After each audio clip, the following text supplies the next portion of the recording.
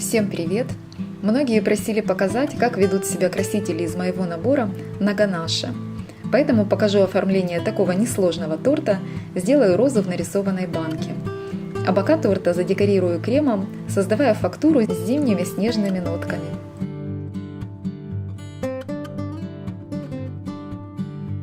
У меня небольшой торт с шоколадным бисквитом, шоколадным белково-масляным кремом и лимонной пропиткой.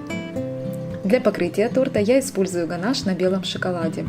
Сначала покрываю торт тонким слоем ганаша и убираю его в холодильник. Наношу второй слой ганаша. Весь торт не стараюсь особо выравнивать, так как его поверхность будет рельефной. Выравниваю только переднюю часть торта, там, где будет находиться рисунок. Остальную поверхность торта покрываю кремом пружинистыми движениями с помощью лопатки для торта. Это очень просто делается, природный узор сам собой создается.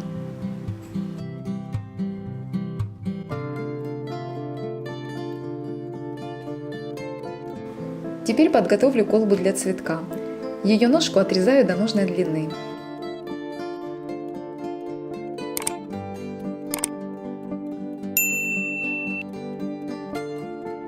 В середину заливаю чистую воду и закрываю крышкой. Пока колбу отставляю. Укорачиваю ножку цветка и вставляю его в колбу. Крышка от колбы резиновая с отверстием, поэтому о диаметре стебля можно не беспокоиться, влезет любой цветок. На торте, там где буду вставлять колбу, прорезаю ганаш. Делать это не обязательно, я это делаю для страховки, чтобы покрытие торта не треснуло от нажатия. Колбу оборачиваю пищевой пленкой. Такая колба поможет сохранить дольше свежесть живого цветка. Приобрести колбы для живых цветов можно в моем интернет-магазине tiramisu.in.ua. Ссылка будет в описании под видео. Вставляю колбу в торт под небольшим углом. Здесь я решила еще укоротить стебель. Ганашем закрываю погрешности у стебля. Еще добавляю пару листочков, они крепятся на ганаш. Теперь торт нужно охладить минут 20-30 и можно приступать к рисунку. Я буду использовать набор сухих, пищевых, жирорастворимых красителей, которые вы также можете приобрести в моем интернет-магазине. Сначала я подчеркну фактуру по торту голубым цветом. У меня кисть веер, краситель ничем не развожу, наношу его просто сухим.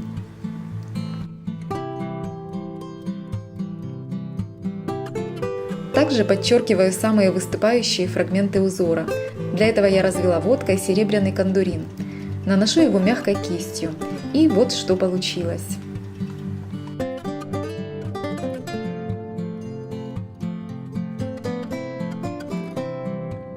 Теперь беру из набора красители нужных мне цветов. В кадре их не будет видно, они стоят передо мной на столе. Это голубой, светло-зеленый, темно-зеленый и коричневый. Кисти подойдут любые мягкие. У меня синтетика 2 размеров. Набираю краситель на кисть, излишки красителя можно оставить на салфетке и рисую. Сначала я рисую стебель, как бы продолжаю его от настоящего цветка. Когда краситель наносится в сухом виде, то на креме он дает линии с растушеванным краем. Четких границ нет. Это очень удобно. Итак, сначала сухими красителями наношу очертания рисунка. Линии получаются мягкими. Движение почти без нажима. Ганаш после холодильника долго сохраняет прочность, чаще всего его не приходится дополнительно охлаждать, делать перерывы, но это если в помещении не жарко. Дальше для получения четких линий я развожу этот же краситель водкой. Можно его разбавлять водой или любым растительным маслом. Водка быстро испаряется, поэтому я использую именно ее. Голубым разбавленным цветом и тонкой кистью навожу более четкие линии банки. Затем разбавленным зеленым рисую элементы на горлышке банки. Добавляю оттенки по стеблю и по листьям. Намечаю линию воды. Теперь сухим коричневым добавляю оттенки по кончикам листьев, по стеблю. Голубым добавляю несколько четких линий по поверхности банки. Что мне нравится в этих красителях, так это то, что они не скатываются с крема. Если надо окрасить какую-то большую деталь, то удобнее это сделать сухим красителем, а контур подвести им же, но разбавленным. Но, конечно, многое зависит от задумки и от самого рисунка. Итак, разбавленным коричневым я уже добавила темных оттенков в рисунок. Еще раз навожу линию воды, она не должна быть четкой и ровной и должна содержать в себе все цвета рисунка. Еще по банке сухой кистью добавляю оттенки зеленого и голубого.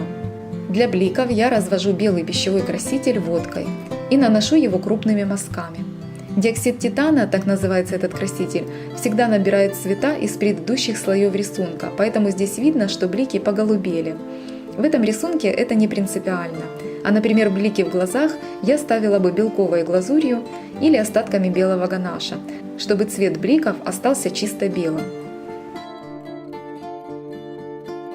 Рисунок закончен. Осталось добавить несколько листьев, чтобы закрыть ими верх банки, и все готово. Надеюсь, я ответила на ваши вопросы о совместимости этих красителей с ганашем. Ставьте лайк, подписывайтесь на мой канал и заходите в мой магазин за покупками. Всем пока!